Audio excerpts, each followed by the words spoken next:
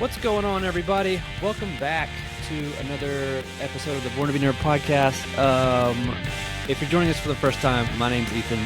My name is Lance. And we're stoked to be back. It's been a minute. We've had a lot going on with life and traveling, and that's mainly what this episode's going to be about. In our previous episode, we had mentioned that we were going to Japan, and we didn't want to talk about it too much. And now we've gone to Japan, and we just want to talk about it. Yeah. So it was a lot of fun, and I really want to get into what was so special about that trip, because both of us had so many unbelievable experiences during it. That, I mean, things that I was hoping to kind of experience, but I didn't know when it was going to happen until some of the things that happened. And it was just like, I couldn't have even planned that. You know what I mean? Right. So we're excited to talk to you guys about it. If it gets insufferable at one point or another, where we're just like, you guys just drank the Kool-Aid, it's because it really is just a special place. Yeah. Especially, if you're someone like you or me, who have had Japan on our bucket list of places to go since we were kids. Yeah. It really did just mean so much. And I think for me, like, we kind of talked about it a little bit, or a lot of it. I was kind of worried about it in a way, because I was like, this is like kind of my pinnacle trip that I've had in my mind for a long time. And I was like, I'm really worried that one of two things is going to happen. One, I'm going to get over there and it's not going to live up to what my expectation of what I thought it would be, and that would really bum me out. Yeah. if that's the case. Or two, it's going to blow my expectations out of the water, and I'm not going to want to come back to the U.S. Yeah. And I think for both of us, that's kind of what happened. Right. As the trip went on, we were both kind of like, damn, like, this is going to come to an end, and we're going to have to go back. Yeah. Yeah. And then we finally did. And yeah. I mean, it was rough for me the first couple, like 3-ish days, 4 days. I was in a pretty heavy depression. I didn't know that was like real, like the post-Japan blues. I didn't know that was a actual thing. I mean, I guess it could be anywhere beautiful that you go to. But it hit so hard. Yeah. When I came back, and I know you felt it too. Yeah. Yeah. That's definitely something that I want to talk about when we're doing our like kind of final chapter in the discussion is how we feel now, and kind of like the post ideas, post kind of feelings. But as far as preparing, I told you that while we were getting ready, like I didn't really feel the excitement, even though like it's something I've always wanted to do, and something that I've tried to do repeatedly. I had the funds saved in 2019. I worked really hard. I kept putting money in savings because I was planning on going. I was doing my research on plane tickets and everything else. And then, we went into lockdown, and everything I saved went towards surviving.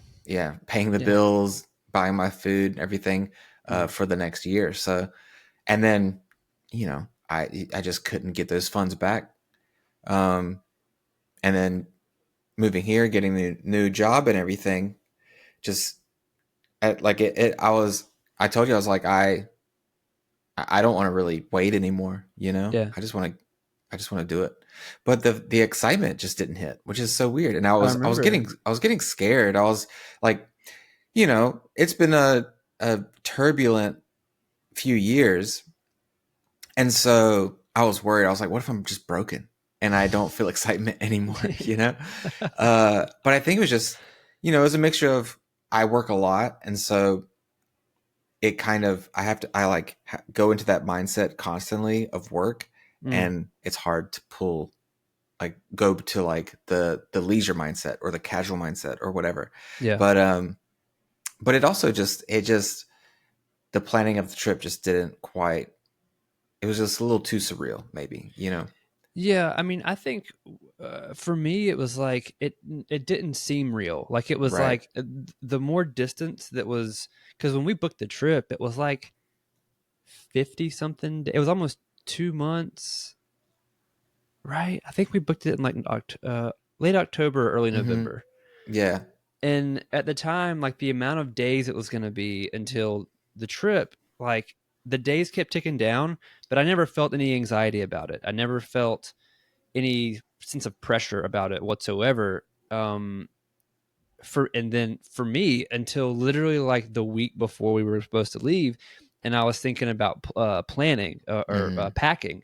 Yeah. And I remember I called you, or I think maybe we were booking our Airbnbs, is what it was. Right. And I was like, man, that feels really good. But I'm not going to lie to you guys. I had kind of a crazy meltdown because I was trying to pack and I was just like, I Yeah. could not. I got crazy decision paralysis Right. where I was like, I don't know how many bags to take. I know I need this. I need this. Everyone's saying I shouldn't take this, but then some people are saying I should take this. And I'm like Yeah. watching all these YouTube videos and about like how to travel in it and everything. And I couldn't make a decision. And you were like, I think I'm just going to take my big bag and I'm I was about to fine. say we definitely used different like opposite methods. We were on opposite ends of the spectrum there where I was like, you know, I'm going if to I'm take not like a change of yeah, jeans if I'm and missing something, I'll get it there. Like yeah. I'll figure it out as I go. And then we like it's funny cuz we get there like as soon as our trip started, you're everything that like we got came up to, you were prepared for. And the whole time I'm like, shit, I don't have this. I don't have this. I don't have this. So it's like you had the stress at the beginning and I had Yeah. the like the stress after. But In the moment, yeah. yeah, in the moment, exactly. So it's just funny, but I think I do want to talk about that as far as our, you know, what we wanted from the trip and what we did to like prepare for it. Hmm. Um, because I think the way you and I handled it uh, is a lot different from how a lot of tourists probably plan out a trip to Japan. Hmm. Um, where we talked about it and we could have like, you know, we could have done some extensive research and bought tickets to this and tickets to Right, that right. and coordinated, okay, so on the 6th we're going to go here, Yeah. and then on the 7th we have to travel here because we're going to do this on the 7th, Hmm. and then we're going to be then we're going to Kyoto, and then we need to make sure we have a whole day to do this, but then the Hmm. next day is like we have free into the afternoon, but then we need to do this. And I didn't want to do that. And I think Same. you were kind of in the same boat Yeah. where we were like, look, we're at this stage where in our lives where another trip isn't out of the realm of possibilities, you know? No. It's very much in the realm of possibilities. So this being something that we've been dreaming about for so long, and not just for this like what's the word for kind of having this like rose colored image of what Japan is, you know? Oh yeah. Yeah. I think we handled it very realistically, whereas like I have been kind of immersing myself in the culture for years now, like you know, multiple decades. Hmm. And I just wanted to be a part of it for a little while, you know? Right. I didn't Yeah. want to glorify any specific like topic, or not topic, but any specific kind of, you know, theme of Japan, any specific kind of image of Japan. I just wanted to be there Yeah. and kind of, you know, explore and just kind of live a little bit more casually like there, you know, Hmm. um, just to kind of absorb more of than just like treating it like visiting a theme park, you know? Totally. Yeah, yeah, yeah. We were both on a very similar mindset of that, and our my buddy Jeff went with us as well, and I think he was on a similar mindset as far as that goes. Of like, we don't need to like book, like we don't need to plan out our day every single day, like because then it becomes it's almost like a job. Like Right. we're just meeting deadlines all day, and I don't want to do that. I want to experience Japan for the most part in like the most natural way that you can, which is just stumbling around places that you don't know and experiencing something you've never experienced for the first time, you know. Yeah, for sure. I was definitely on that boat too. Um, I think that you did a little bit more research on places of interest, Yeah. which I definitely, I probably should have done a little bit more of that. Um, Yeah, I mean, when I started planning this specific trip like a year ago or more, basically, I started making on the maps that I shared with you guys of mhm. like however many stops all over Japan, not just in the prefectures we were going to go to, but even the ones outside of those. Um, and so I had all these stops of places that we could go, but even the places, the vast majority of them, they weren't like time specific. You know what I mean? Like Yeah. we could, for the most part, it was like places that we could go on our own schedule. If we had to buy tickets, you could usually buy them on the day for whatever time slot you wanted, Hmm. or like a day in advance. You know what I mean? Right. For the most part. Unfortunately, we didn't get to do like that winter festival thing, which Yeah. was like beautiful, but we couldn't have done it. Right. It was a lottery system anyway, so we couldn't even get tickets to it. Yeah.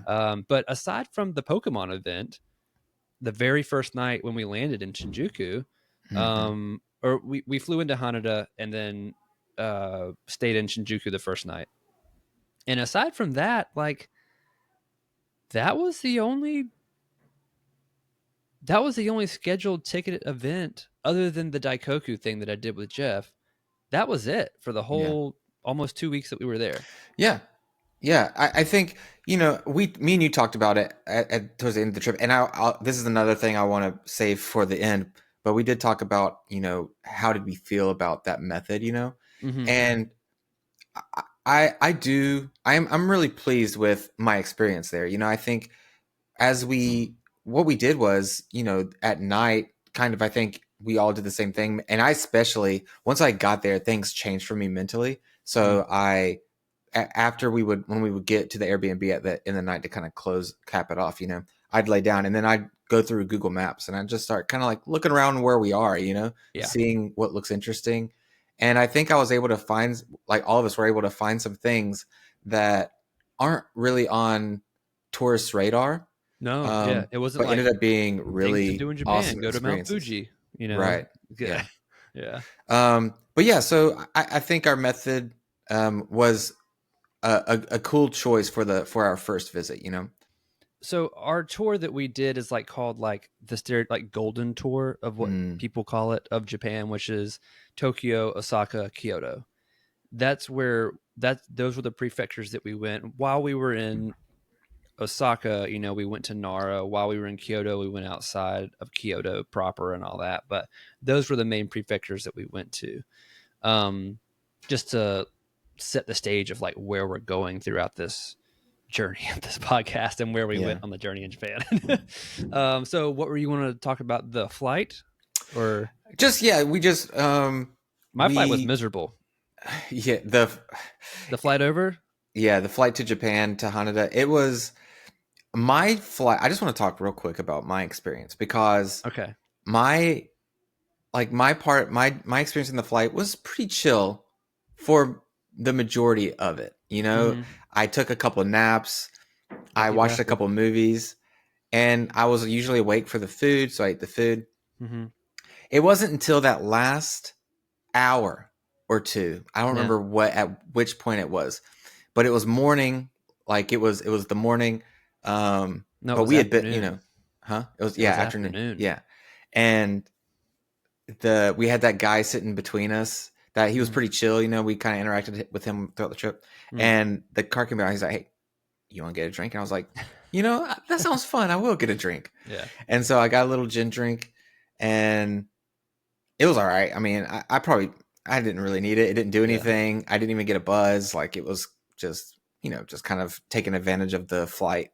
Mm-hmm. And but then I just put my cup down. I had all the ice and stuff. I put it down, and then I don't know, like an hour later, I forgot about I'm I don't remember what I was trying to do, this. but I tried to shift or I tried to move, and the cup fell over into my lap, Oh and yeah. all the ice had melted Fucked your because whole day up. it Because it I got all in like your socks and shit too, right? it got I Like was all in your soaked. pants. Because Yeah, well, we had our shoes off. I had my coat and my hoodie in my lap because Yeah. I was shifting. So I had picked up my coat and stuff, and I put it in my lap. I think I was trying to get a charger or something out of my phone or out of my bag. I don't remember.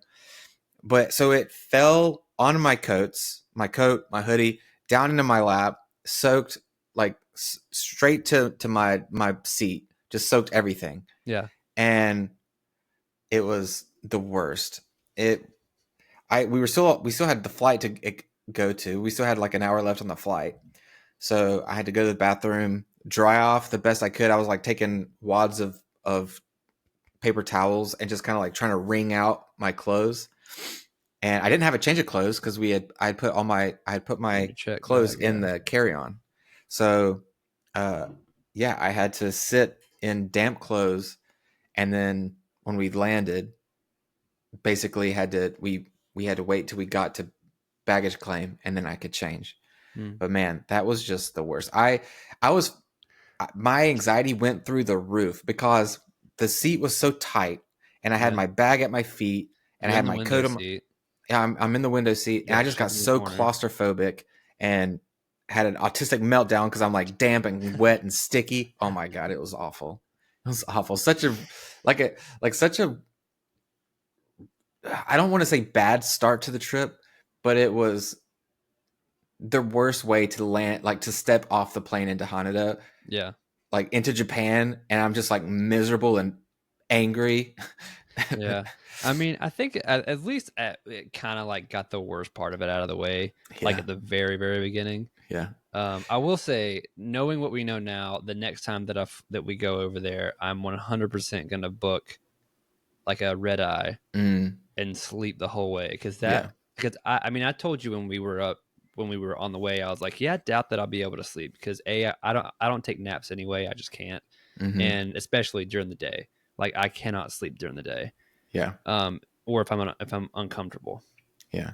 And so it was the middle of the day. We left at what 9:30 in the morning, Mm-hmm. and We so like took off at 9:30. Yeah, yeah, and yeah, so like it was literally all day, and by the time we landed there it was 2:30 or something the next day. yeah. And so we get there, it's the middle of the day, and I'm just like, by like the 12th hour, 11th hour on that flight, I was like, am I ever going to get off this fucking plane? Like Yeah. it was so long, like to Yeah. be awake the whole time. I was like, Mm-hmm. this is so long. On the way back it wasn't bad at all because I slept. We left at like 8, and so Yeah. like I slept from like 10 till like 4:30 in the morning or something like Right. that. Yeah. Like it was fine. So Yeah. next time, that's a little, you know for Yeah. the noodle. Next For time we sure. do this, that's I'm 100% doing red eyes both times. Yeah. Yeah. um I'm on. Oh my god, I'm on board with that for sure. yeah. All right. I'm ready to start talking Okay. about the trip. All right, let's start with Shinjuku. Day Yeah. Day one. one. Day one. So yeah. So once I got changed, right, I felt good. I was ready. I was like ready to go. Yeah. That excitement still hadn't quite hit me yet. We're just seeing the airport. We're navigating the airport. Like we didn't quite understand like how to do the customs thing to get through. Yeah. But it wasn't bad. Like Figure it out. we Yeah. immediately like the direction. I'll tell you what though, that was the only time that I got a little aggravated with Japanese customer service. The only time was Okay. when we're trying to get through Customs to customs, get in. and those ladies like they like put their arms out and like stop me, which is fine, it's okay. But then they're like trying to rush me with broken English, and I'm trying to Yeah. understand what they're saying, but they're also rushing me as if like I need to move, and I'm like I can't rush because I don't know what you're wanting You're from me. talking about before baggage claim? Before baggage claim, whenever Yeah, we when we're needed to getting ready show to go in. them Yeah, we yeah, needed to yeah. show them our Your pre-checked yeah, my pre-check whatever stuff, stuff. yeah. Yeah. And I didn't know exactly what they were asking for, and the way they were kind of like pushing me a little Hmm. and like taking stuff out of my hands and then telling me what to do, even though that wasn't what I needed to do. Yeah. That was the only moment where Japanese customer service like got to me a little bit. Mm. But anyways, once we made it through, it was all smooth sailing through all of that for the most part. And then we go straight to the Airbnb, right? Or we Yeah, took we the got the bus? bus, Yeah. and we went to the Airbnb, and then we fucked up on our tickets because I don't Mm-hmm. know what took so long. I know we Yeah, I mean, it's waited. just it's just a process. Like Yeah, it. we waited, and because the bus ride, that's what it was, because we couldn't take the metro in. The metro Mm-hmm. was delayed, so it was going to be like an hour and a half or something like Mm-hmm. that. It was like super delayed. So Yeah. it was like we're going to take the bus instead, but even the bus, because by the time we The left the traffic was airport, the bad. traffic was That's bad. right. It was bad. So Yeah. it took like an hour to get there from taking the bus too. Mm-hmm. So by the time we got to the Airbnb and downloaded everything, we had like legit 10 minutes to get to Right. the thing, and it Yeah. was like, we weren't going to make it at all, but we had Yeah. the 2 tickets that I had accidentally bought before Right. I knew that you couldn't buy more for the next time slot. So we were Yeah. able, and that's when it kicked in You for had me. tickets and I had tickets. Like you had bought Yeah, we tickets both for had us for one time tickets. slot, and I had bought tickets for the next time slot. Yeah. Yeah. And so we missed yours for all three of us. So it was just me and you that went. Jeff didn't go. Mm-hmm. Um, and we got Oh my there. It was for god. 7:30, and we got there at 7:28. And we remember we got lost, or not lost. Oh, The we were directions weren't at the bad, place. Yeah, or the we were at directions the. weren't good.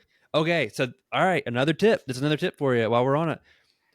Everywhere in Japan has multiple levels, whether it's Yeah. up, whether it's down, and Mm-hmm. you're gonna go into a building and you're gonna have to learn how to like discern what level it's actually on. Sometimes it'll tell you on Google Maps. It might have told us. I don't know. I don't think it did though. Was it even the same building though? It wasn't it the building behind it? It was a building Technically, behind it, and it yeah, was but trying to take us there. But the entrance to get into that, you had to go in through where we got in, but there was no clear way to show you how to yeah, get there. And if we hadn't ran into that, we were about to walk away. Like we were yeah, like, dude, we've missed the time. yeah. I can't figure out where we're supposed to be right Mm-hmm. now.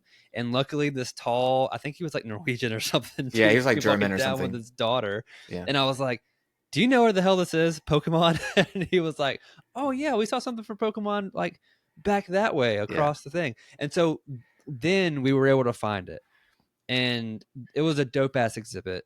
It It was was like a bunch of traditional or experimental ceramic art, right. all in the way of Sculptures and things like sculptures that. of Yeah, Pokemon. It was really, really dope. yeah.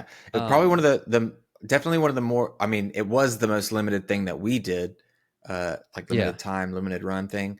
But probably one of the more limited kind of exhibits or activities that we could do while we were there for sure. I'll tell you too. Like that was the nervous. Aside from like when we were trying to go, that was just kind of hectic when we were trying to go from Osaka to Kyoto and Mm-hmm. find the Shinkansens. Oh, That yeah. was I kind of mean, hectic, but it was like whatever. This was the most like scared. I think this is the most scared I was because we literally just dropped off our bags, and you were like, "Where are we going?" And I was like, "Shit, I guess we're just gonna go." And I'm like, I didn't know how hard it would be to navigate the subway systems, and so that first night going through the subway systems, and luckily it was pretty easy. Like the first yeah, time, um, that was like the first like holy shit. And once we were in the subways, that's the first time that I really was like, holy fuck, like we're in mm, Tokyo. We're in Shinjuku right now. Like, hmm this is fucking sick. yeah, Um so yeah. That and hit that's me. where Then we also, when we came back that night, that's where we got your dope album cover photo yeah, coming back, insert here. yeah. Me and you were all kind of because we went to the. Oh my gosh, we got out of that art exhibit. I'm not gonna lie.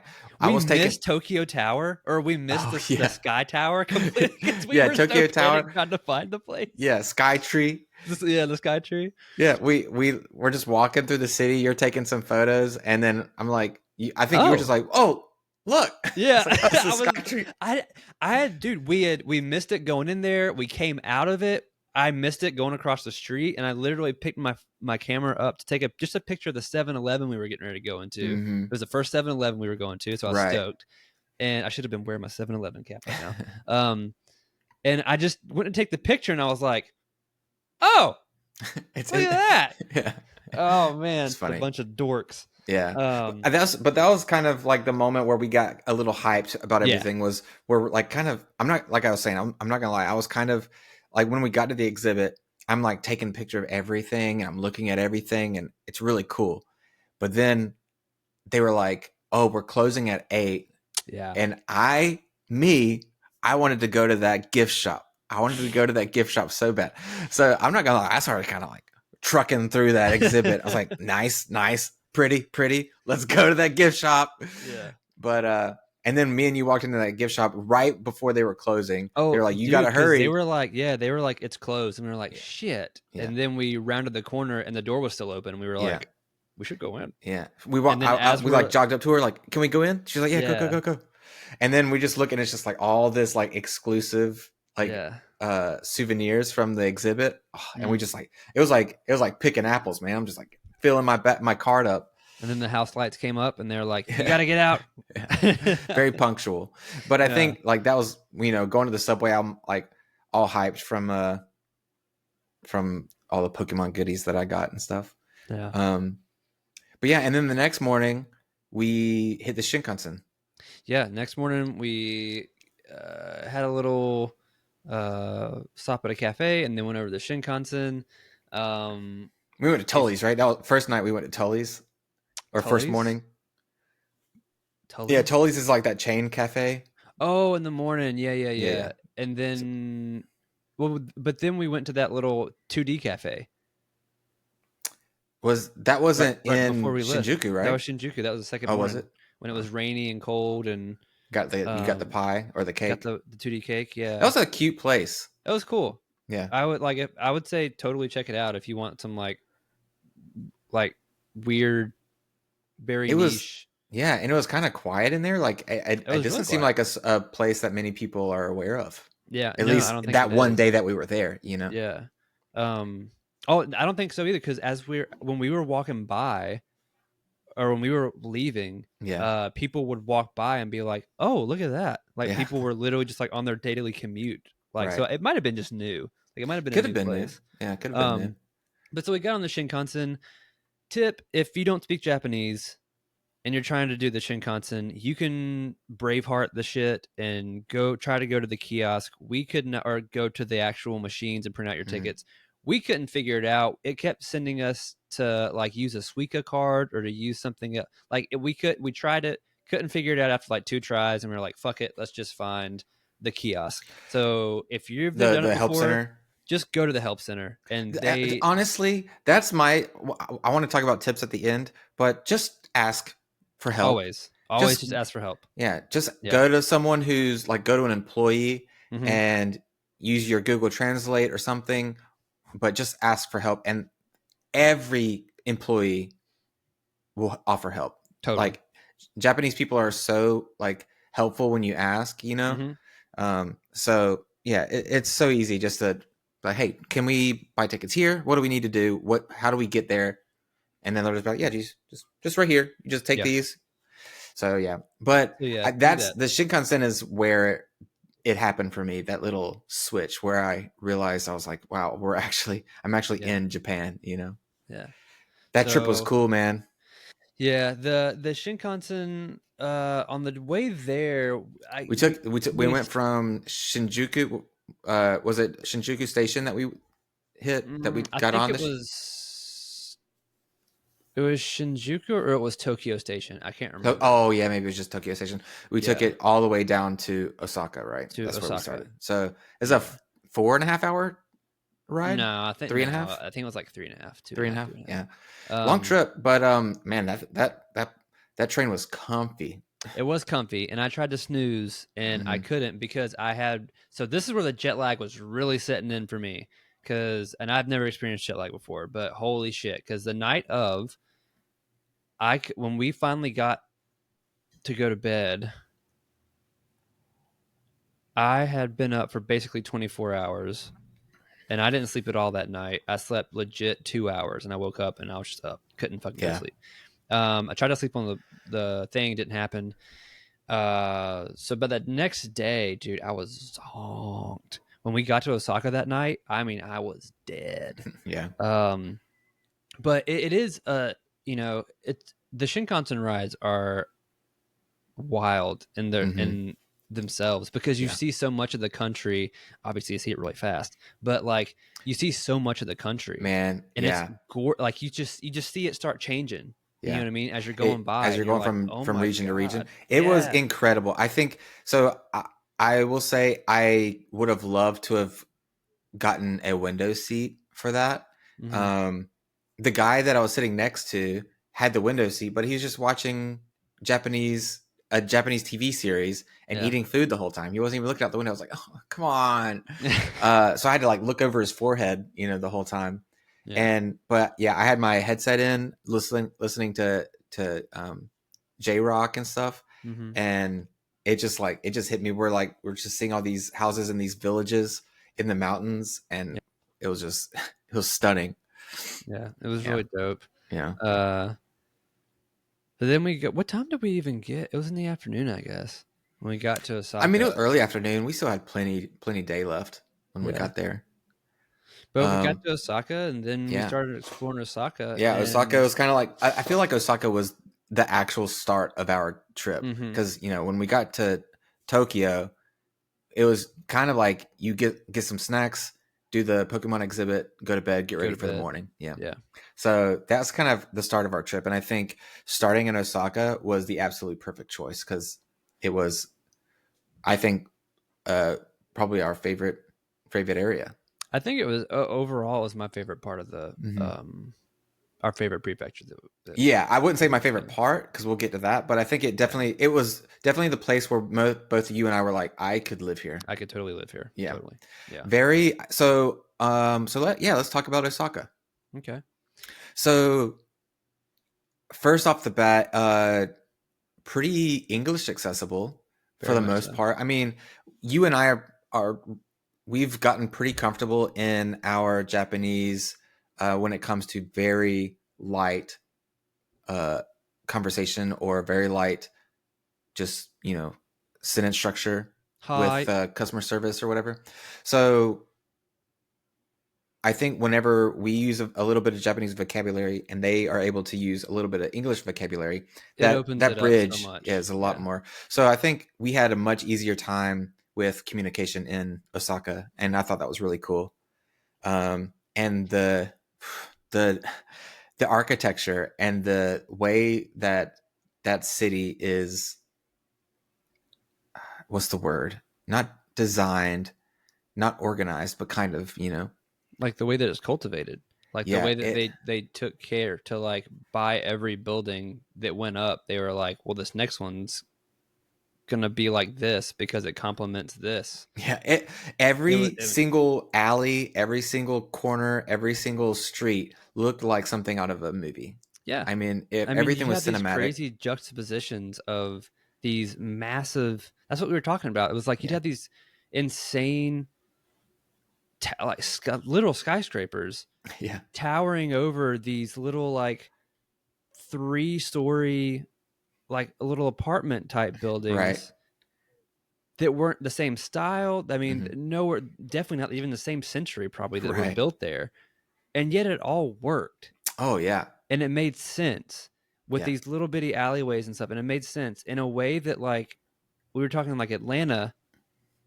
doesn't. Like Atlanta, they just like throw something up over top of something else, and it's just like, oh, like it's literally overtaking the space that was already there. Hmm. Whereas this, it's like these small structures are incorporated somehow into the geometry of these newer buildings. Right. And I don't know how they did it, Yeah. but they did it. Yeah, it definitely feels like an organized chaos at times, but in such a beautiful way. Beautiful way. And yeah, I couldn't stop taking pictures of just buildings. Like Yeah. I took so many pictures of just streets and buildings and stuff Mm-hmm. because the way they decorate the outside, like storefronts and stuff. And I thought it was so cool where it would be this corporate building next to this. little, little shop that sells little pottery or like little ceramics or a cafe place next to like A a shrine. shrine. Yeah. Next to some residential area. Yeah. It was just, it's like the city was living together, you know? It's Mm. like everything was living together. It wasn't separated. And I don't know. I think waking up every morning in Osaka was so comfortable. Yeah. We were getting up at what, 7 Yeah. a.m. every morning, made basically, or were we leaving at Like around 7 or leaving. 8? Yeah. Yeah.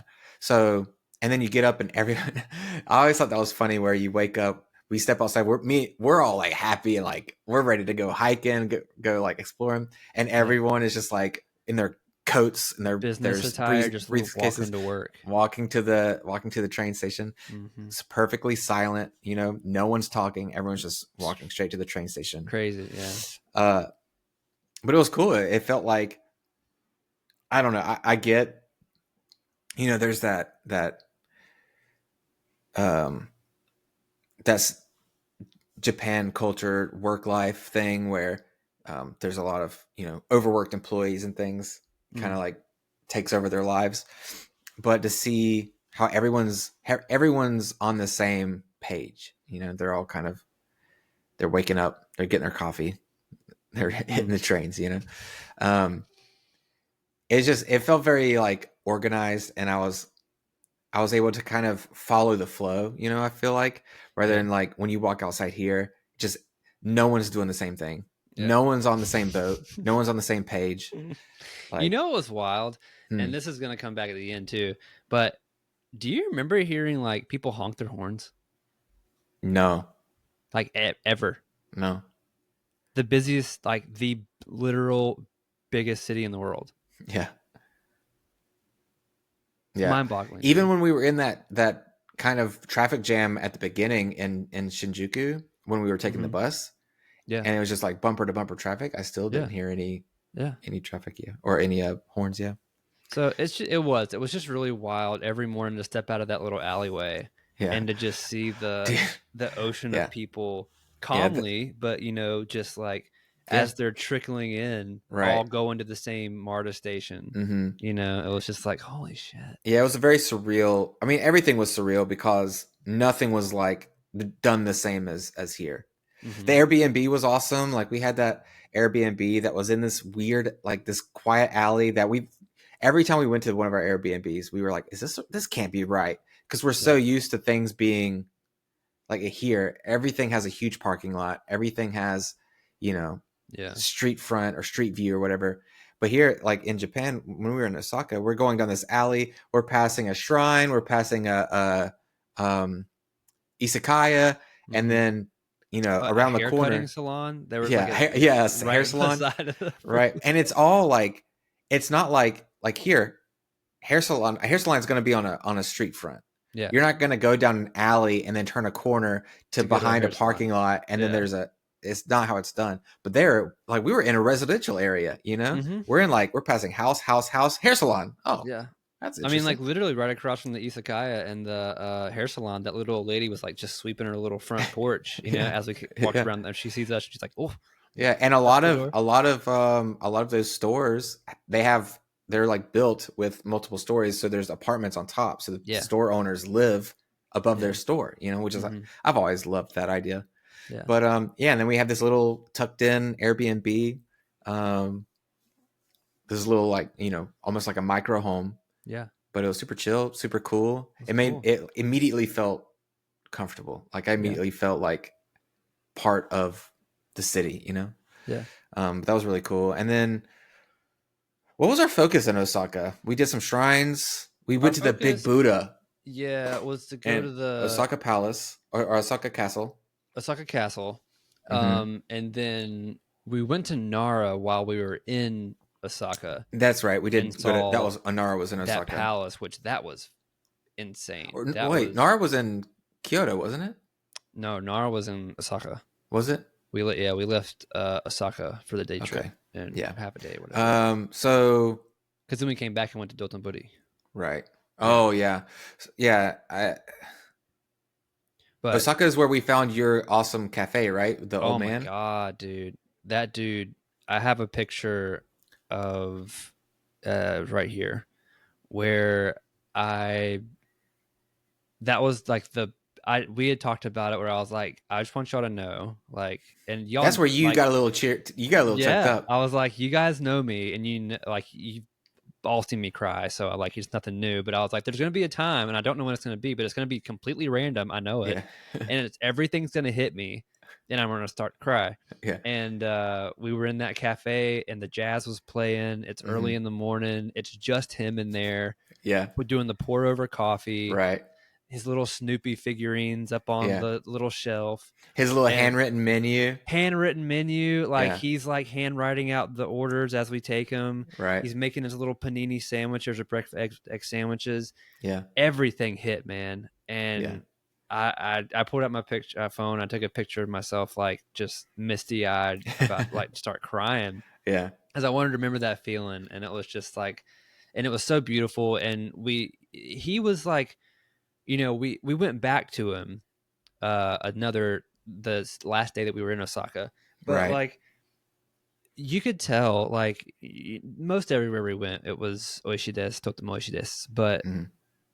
with him, like, do you remember when we told him like the Kempeki Yeah. desu, and Yeah. how like he was friendly the whole time, but his whole like demeanor and everything, just like there's this thing in Japan where like they appreciate your appreciation for their craft Oh yeah. so much. Like Yeah. you can tell it just means so much to them. This Right. thing His that they his like, pride shot up whenever we oh my really god, told him that this was like our favorite place in Osaka, you know. 100%. And Yeah. you could tell that it meant so much to him. This thing Yeah. that he's like put his life into, Yeah. and that just meant like that whole interaction just meant so Hmm. much, Right. and like that Yeah. whole vibe, like that was part of what made Osaka feel so special. Yeah. I would, if I lived in that Airbnb that we're staying at, that would be my spot. Like, Totally. you know, every morning, just go Yeah. and get my breakfast, get my coffee, Yeah.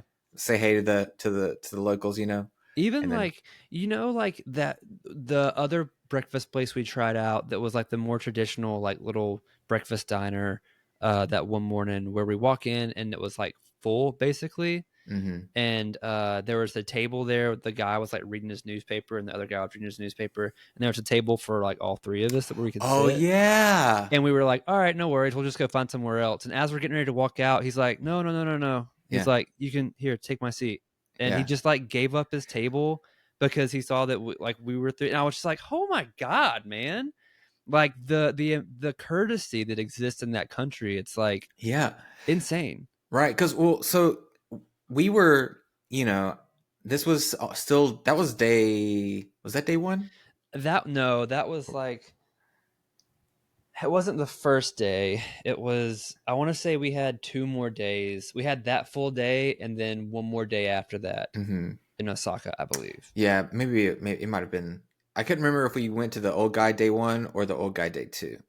But yeah, we went there. And I'll be honest, there were still some moments where whenever we went into places that probably weren't as popular for tourists, Mm-hmm. that at the beginning of the trip, I was a little worried that they wouldn't want us, like there would be Because you clear hear stories. animosity, you know. Yeah.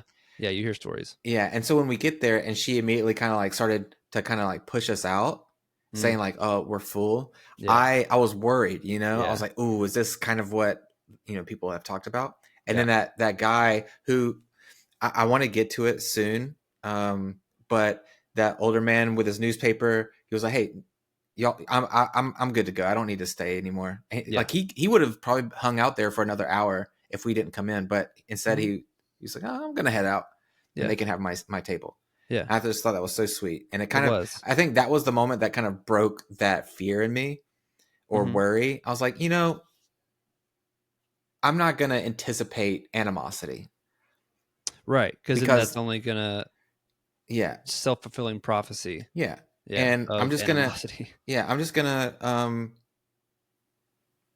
enjoy these moments, and I think we experienced the exact opposite, which is something that I do want to talk about. But um, I want to talk about Nara because that was something that I feel like you and I completely disagreed with the stereotype or the general idea of Nara. Yeah. So I've heard people say in different like YouTube circles or podcasts or whatever, So um, frequently. yeah, like frequently of like places to skip when you go to Japan. Yeah. And Nara is like kind of frequently on that list. Yeah. And they're like, it's a tourist trap. It's da da da da da. It's out If of you the want to go see the way. deer real quick, it's like, a quick stop and then you can go back or whatever. Yeah. But Yeah. they're like, it's maybe like a morning thing you do and you'll never go back there. Yeah. Dude, we were there for like 6 hours Yeah. and we didn't see it all. Right. Yeah. You know what I mean? Yeah. And like we were kind of like, I wouldn't say we were speed running it, but we didn't really like, we didn't take it as slow as like other places because it Mhm. was so big. And it was so nice. And like so I got my little stamp book. You know, that was something that I was doing there. I was collecting stamps at different train stations, different temples. And on my stamp book on the page that I got for the Imperial Palace there, where all the huge Buddhas were, Yeah. like inside that temple, dude. Mhm. I couldn't I couldn't like vocalize like exactly what I was feeling Right. seeing the scale of everything The in that the temple largest Buddha or the largest statue I've ever seen. I've ever seen. Yeah. Like that was made in the 13th century, 14th Yeah. century. 13. I Yeah, I mean, think it was 13, 14. Yeah. long time ago. That's still there. Yeah. And so on my in my book, I'm just like doing my stamps and in my memos and my notes, I just wrote Majesty Mm. in that page because it was just like it was unreal. Yeah. It was something out of like a fairy tale. Yeah. You know what I mean? I remember when we were like walking up when we had to go around and we had to walk up that long thing to get in there.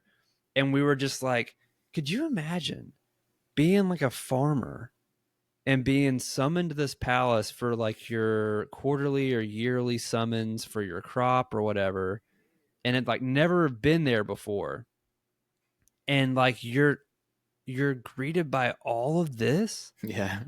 like what do you do, man? Yeah. Like, you know, I don't know. It was just so wild. And again, we didn't see all of it. Right. We saw a good bit of it, but like there was that whole back section that we didn't really even go through Hmm. because it was getting late. And then we also couldn't see the pagoda because it was under construction, so that wasn't our fault. Also, isn't Nara where we were finally able to find some Journey Together packs? Yeah, at the yeah, at the 7-Eleven that we went into or whatever it was. It was the Lawsons, The right when Lawsons, we landed yeah. in Nara. Like right we were outside like, the station. we were like, y'all want to get a quick little bite, little snack? We Yeah. go in there, and I'm like, oh, Journey Together. Yeah. Yeah. And they were like, limit to 2. I'm like, oh, Yeah. okay, yeah, I 2. was like, Give you me know 2. what? Fair. I'll take it. Yeah, that was awesome. Yeah, Nara was great. The deer were crazy. Like hilariously aggressive. Yeah. Like they want those little cracker cookies. That's all they want in life. It's wild. I They'll remember do their little bow, and if you don't give them their shit, they'll. The one was like eating my ass cheek, trying to get into, biting at you. just like they're biting my pulling ass on my cheek. jacket, headbutting me. Yeah, I was. You get scared. Like that's why there was so many so there's like a lot of girls there trying to feed the deer, screaming and running away. yeah. Remember that kid who like screamed at one? He was like, ah, yeah. And then the thing like comes towards me. It's like, ah, and it's like goes towards his parents. Dude, I whenever I went out there with those cookies, and there's like 5 deer crowding around me, headbutt me. I was like, they're gonna kick my ass. Like they're gonna bully me, dude. Because then like legit like 5 or 6 of them will come around you all at once, and then you can tell the really fat hefty ones who are like the big dogs, yeah, who will like bite the shit out of the other ones and like headbutt the other ones to get more, and then when they get over to you, they're doing the same shit to you. Yeah. To I get got the damn pictures of you crackers. getting attacked. So funny. But yeah, it was cool the way like the deer wait at the cross sections Mm-hmm. for the light to change, and then they cross the street. Oh I thought that was yeah, really it's cool. weird. Yeah. It's really strange how like like they've been conditioned for hundreds of years with no natural predators. Mm-hmm. And so they're just like, yeah, fuck it. We'll go wherever. It doesn't matter. Yeah. We're fine. Yeah. There's so many deer. There are so many. There's a So lot. many. I remember we saw that like the moving herd Yeah. of deer. I'll tell you, to be honest, that's my first time ever seeing a herd in real life. That was wild. Yeah. Yeah. Of anything, like any type of herd in real life. And seeing Mm. like, seeing like 50 to 70 deer kind of like jog across a little plain Yeah. was crazy. But then that's whenever we got our first little pepper of snow. It We're like, was ooh, the some first snow. flakes of the trip. The Yeah. first little taste Yeah. was really sweet. Yeah. And then I remember that was like one of a really nice interaction too. That was where I got the picture of those two girls who were on the train when we were like going to Nara, and then like 6 hours later, we were coming back on another train, and they were on that same train we were on, and I was like, it's I don't think I don't think ever maliciously, obviously when I'm going up to talk to people, let right. alone women. So sometimes I just think I'm like, oh, this is like an innocent interaction. I don't think how they feel of like, here's this fucking guy coming up to me again, So I don't ever think about that. So while I was on that train, it was just those two girls, and I had that idea. I was getting in my head, and I was like, man, I don't want to be like a weird guy coming up with these two girls who are alone and be it like a weird situation. So I almost didn't go up to him, but I was like, man, this is a really sweet picture. And this is the picture. But the sunlight's hitting him from the back, and she's like asleep over on her friend's shoulder. And so I went over to talk to him, and I was like, hey, on the way here, I saw you guys. I snapped this picture because I really like the framing. And I was wondering if you just wanted it, like I can airdrop it to you. And she was like, oh my God. She was like, we were literally just talking about how like we were doing this trip, but we don't have any pictures together, like at all. And like they were going home in like 2 days back to France or wherever the hell they were from. I can't remember. But it was it was such a sweet interaction. You know what I mean? Right. That I almost didn't take and pull the trigger on, but it was so sweet and it was so wholesome. So I like Nara will always have like this beautiful spot in my mind because of like all of that. Yeah, I definitely wouldn't mind exploring outside of that area in Nara and seeing what else it has to offer. Because remember all the mountains as we were like going to and coming from there. Like there was a lot of mountains around there that looked beautiful. Yeah, for sure. I mean, and I'll tell you what. The one thing that I feel like you and I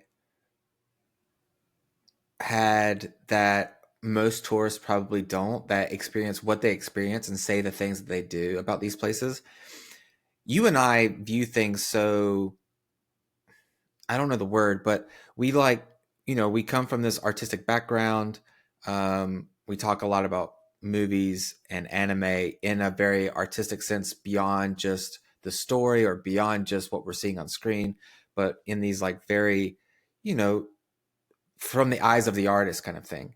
Mm-hmm. And so we're used to looking at things on a more detailed basis. Yeah. And I think that helped us on the trip as far as absorbing so much more and respecting so much more of what we were experiencing, because everywhere I went, I couldn't stop looking at everything around me. Yeah. And even little things. I was looking at stores, I was looking at trees, I was looking at how like the garden or the way like the signage was designed, how like advertisements were done. I'm watching how like people interact with each other as far as locals go. I was just absorbing everything, and it made me appreciate everywhere we visited on such a like deeper level than just visiting like a normal tourist would, I believe. And I think you were the same way, where we're just there and we're just watching everything, and we're just and like Trying to just take it all in, like mhm. literally everything, trying to take Yeah. everything in. Yeah. And I think whenever you live like that, or maybe not live like that, but being in Nara, I feel like we saw much more than what I think other people see. When we were talking about how they would have lit up the temple, it's Oh like, how would yeah, they have lit this up? yeah, Where would they have, like, where was the like maintenance yeah. access? Like, where were Where were they? the perms? Yeah. Where were, like, how were people getting up to the roof because there's clearly something up there. I Yeah, wonder how they were traveling up there. And so we were like, way more involved, I think, in exploring our surroundings. yeah. We went to Dotonbori. We went there twice, 2 days in a row, because it was such a huge area with so much to do. Dude, if you're into photography at all, I mean, or if you just want to experience like a beautiful, like a really cool place, but if you're into photography at all, just go there and walk around with your camera, and you're Mm-hmm. just gonna be snapping like crazy. Like the Mm-hmm. place shoots itself.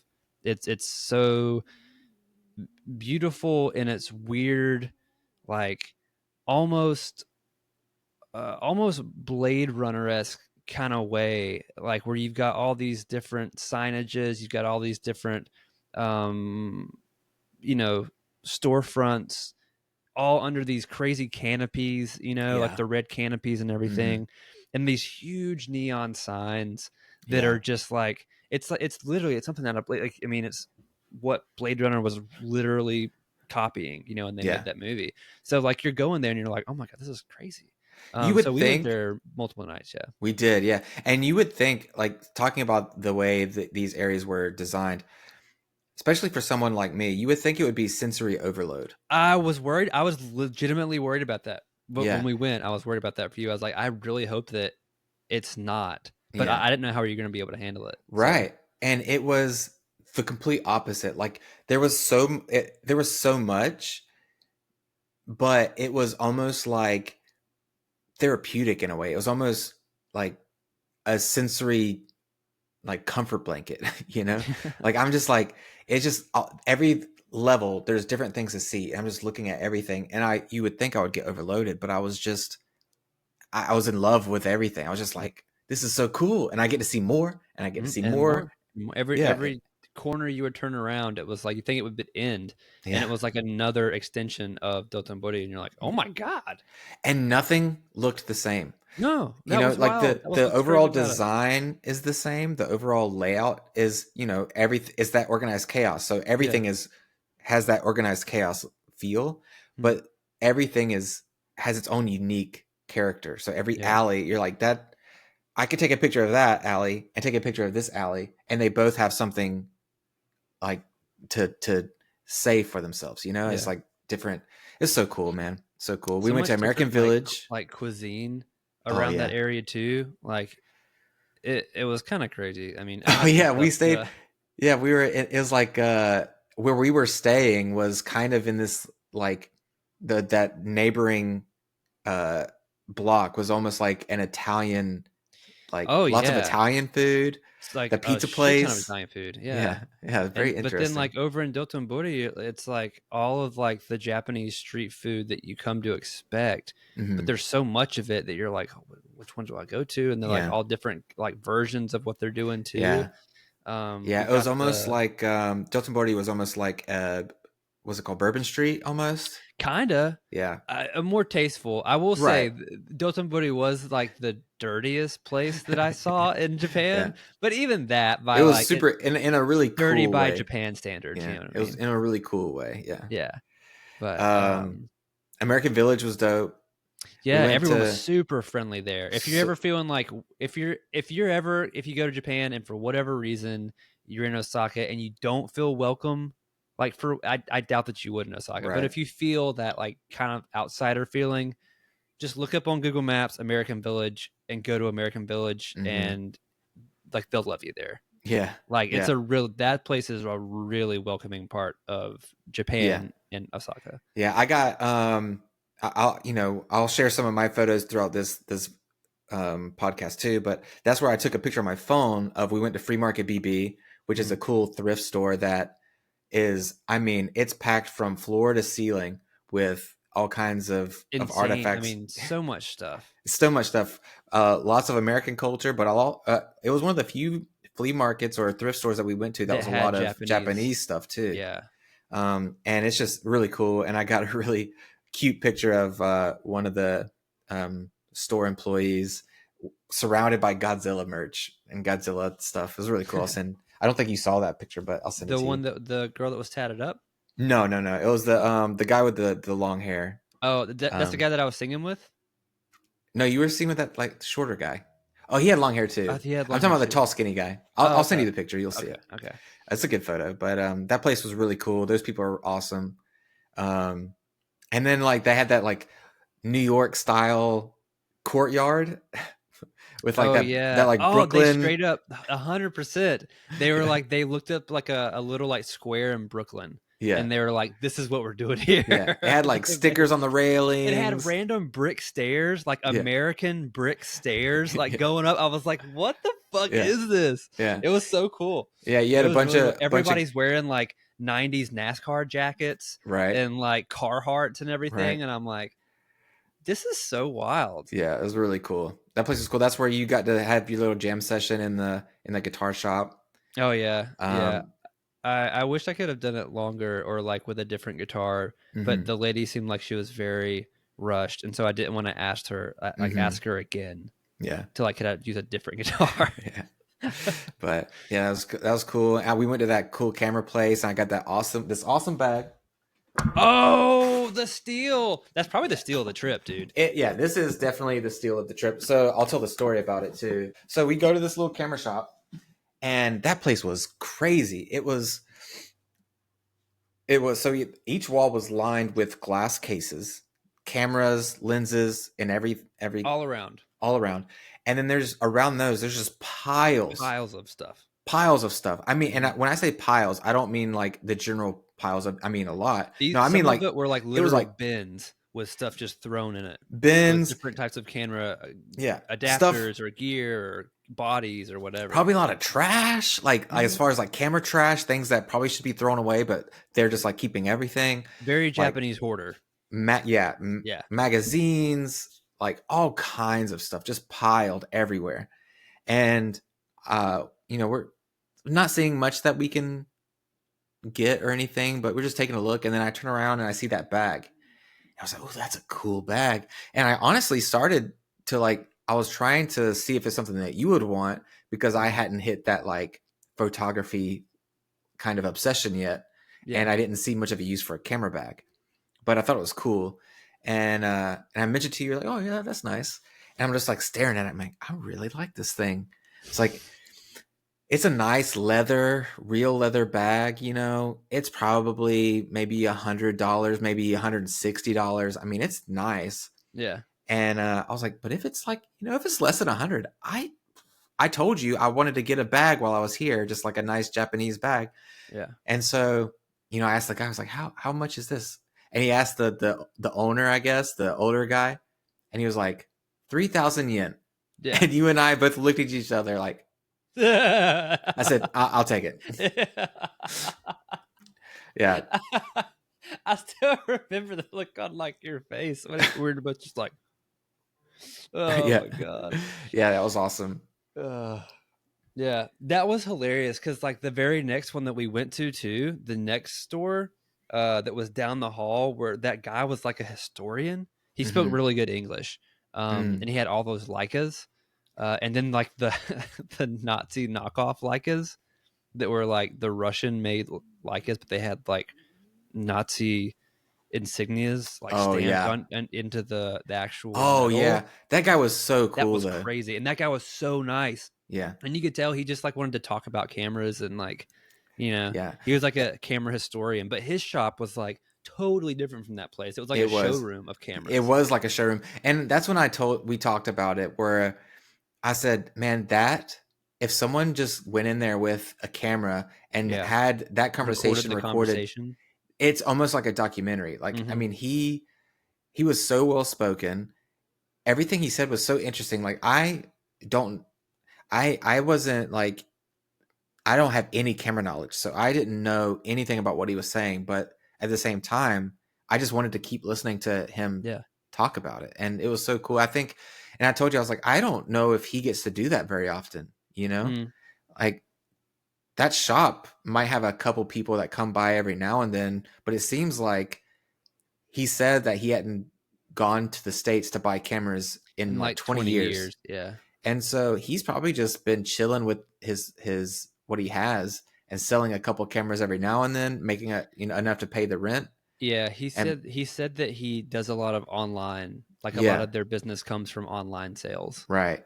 Yeah. And so I think he saw, especially like you there with this real interest in these products, in these cameras, these older cameras. And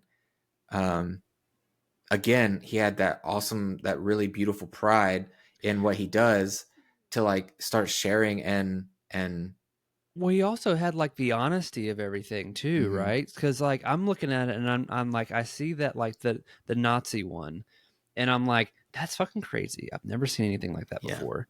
And I looked at the price, and the price was like not bad. And I'm Mm-hmm. like, I'm never going to use this, obviously.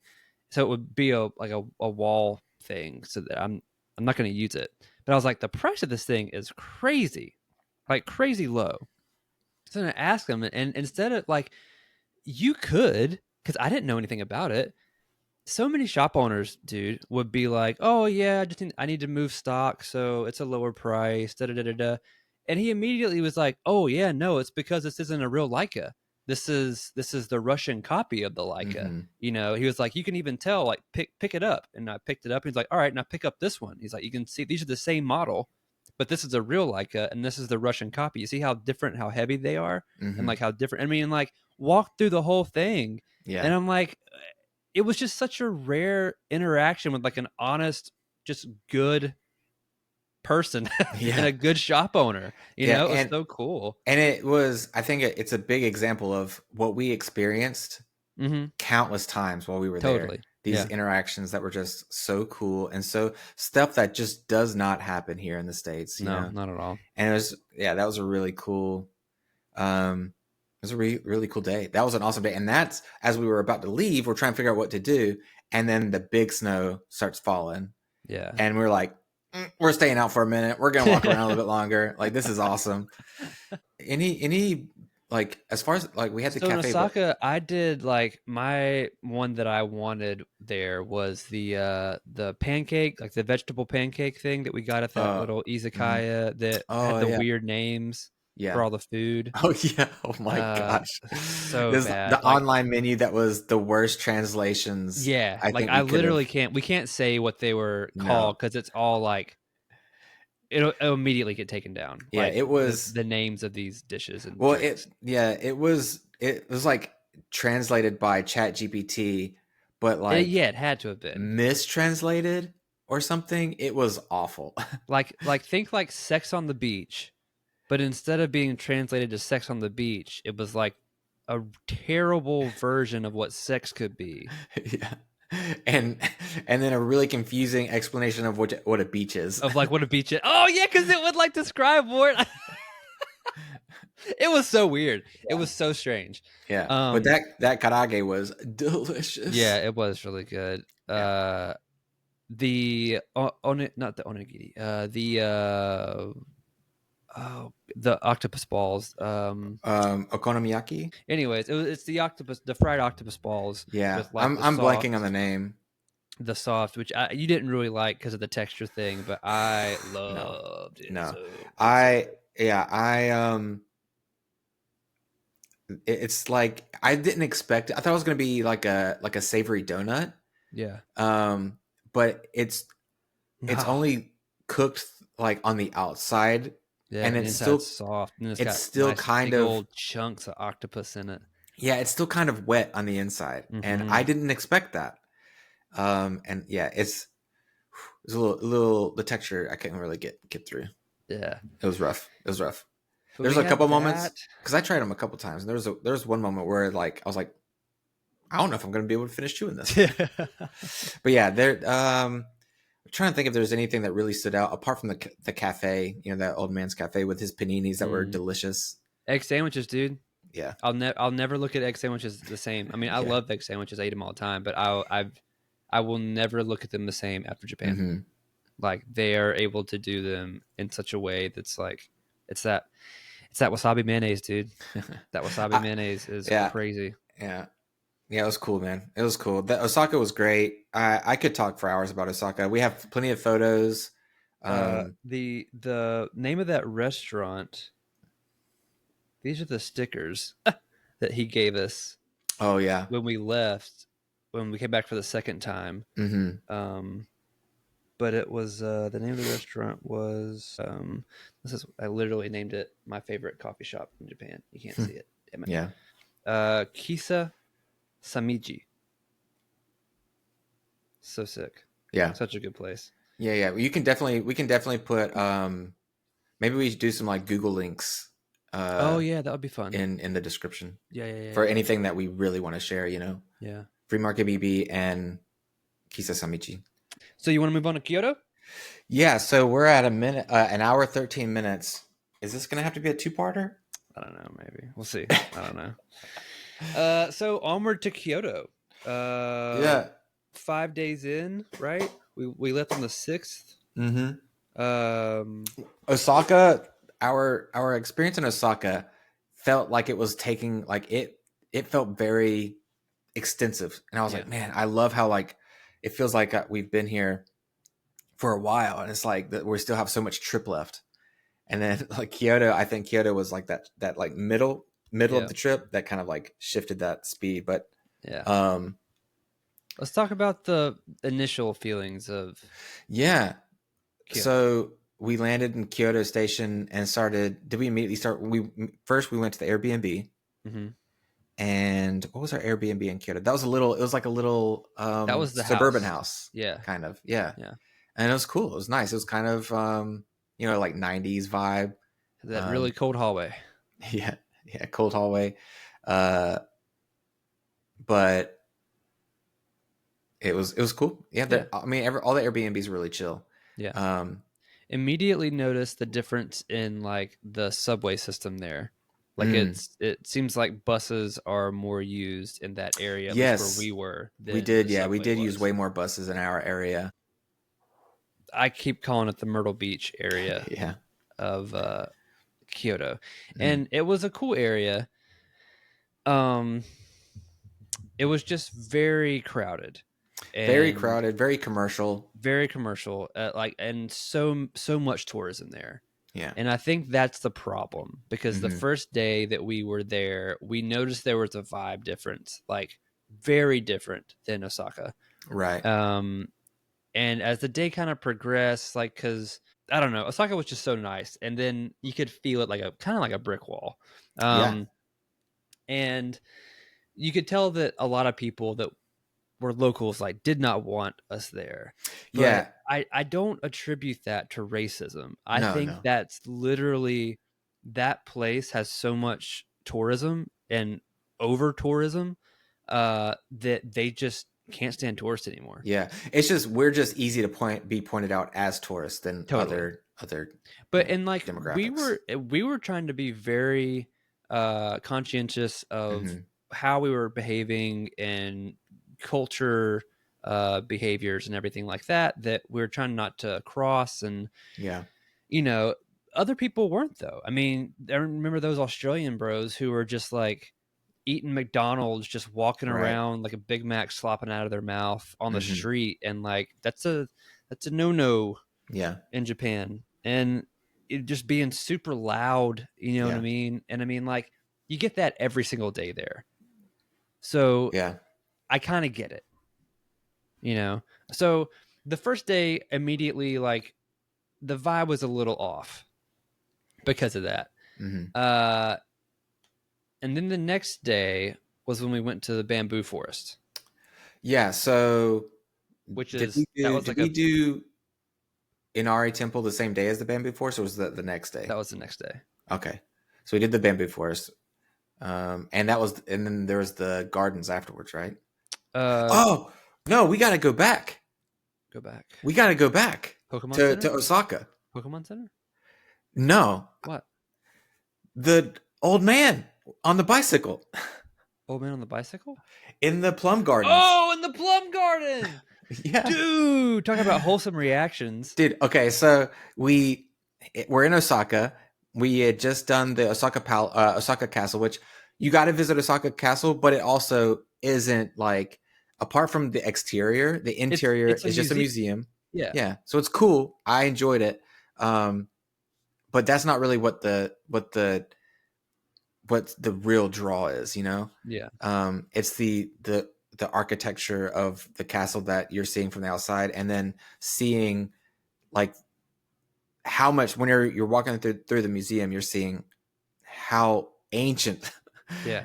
this history goes. And also all of the outside walls and the interior walls that it takes to just get to the castle itself. Right. And there's temples on the outside as well. And you're like, this is wild. Like, this must have been, I mean, this is why it was like the place. It's like, this thing was like impregnable to an extent. Yeah. Like, so anyway.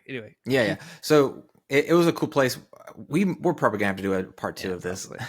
But we decided to visit the Plum Gardens. Nothing's growing because it was February. But we thought we'd visit it, and we go there. We're taking pictures. There's a couple trees that are starting to blossom. Blossoms, Yeah. And we were walking through, and I remember we were taking a picture of that gutter that had like really green like just really green plant like life a little growing gutter, out of but it. it had like some type of Fern or something. Growing inside the gutter. Yeah. It looked really cool. I don't know. It's just something we took in, and this old man on a bicycle and like a big camera like rides by, and he's like looking, he's like, what do y'all see? Thinking we're like capturing some gold. We're like, we're just taking a picture of a gutter.